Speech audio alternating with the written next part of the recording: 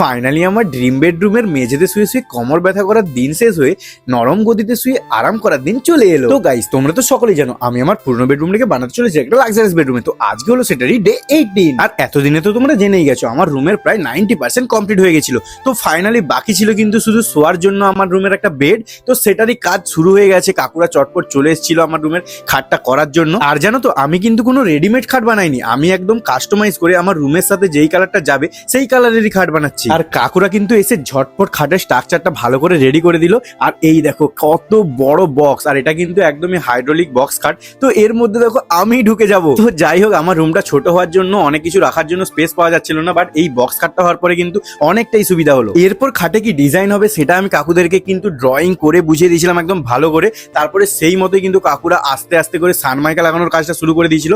আর হ্যাঁ, আমি কিন্তু খাটটা করছি একদমই স্কাই কালার আর হোয়াইট কালারের মিশ্রণে। তো তোমরা আমার রুমটা দেখেইছো, হোয়াইট আর স্কাই এর কম্বিনেশন রয়েছে, তো সেই অনুযায়ী খাটটা দারুণ লাগবে। এরপরে ডিজাইন মতো ভালো করে সানমাইকা গুলো লাগানোর পরে আমার খাটের লুকটা কিন্তু অনেক অনেক সুন্দর লাগছিল।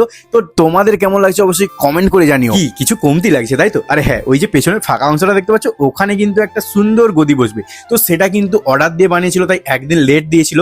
তো সেই জন্য পরের দিন এসে কিন্তু কাকুরা ফিট করা শুরু করে দিয়েছিল। আর আনবক্সিং করার পর দেখো গদিটা কত সুন্দর লাগছে। আর এই যে দাদাকে দেখছো, এই দাদার কাছেই কিন্তু আমি ঘরের বেশিরভাগ কাজই করিয়েছি। তো তোমরা যারা যারা দাদার কাছ থেকে কাজ করাতে চাও অবশ্যই কিন্তু পিন কমেন্টে নাম্বার দেওয়া থাকবে, কন্ট্যাক্ট করতে পারো। তো গদিটা লাগিয়ে দেওয়ার পরে ফাইনালি এই হচ্ছে লুক। তো কেমন লাগছে অবশ্যই তোমরা এক্ষুনি কমেন্ট করে জানাও। আমার তো সত্যি বলছি দারুণ দারুণ লাগছিল ডিজাইনটা।